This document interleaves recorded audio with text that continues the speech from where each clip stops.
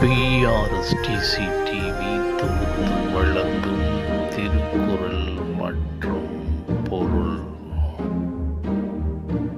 வினைக்கண் வினையுடையான் கேண்மை வேறாக நினைப்பானை நீங்கும் திரு.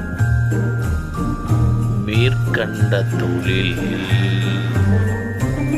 எப்போதும் முயற்சி உடையவனின் உறவை தவறாக எண்ணும் தலைவனிடமிருந்து செல்வம் நீங்கும். இனிய காலை வணக்கம். இந்த நிகழ்ச்சியை தொடர்ந்து தொகுத்து வழங்கிக் கொண்டிருப்பவர் பிஆர்எஸ்டிசி டிவி பி. ராஜசேகரன். நன்றி, வணக்கம்.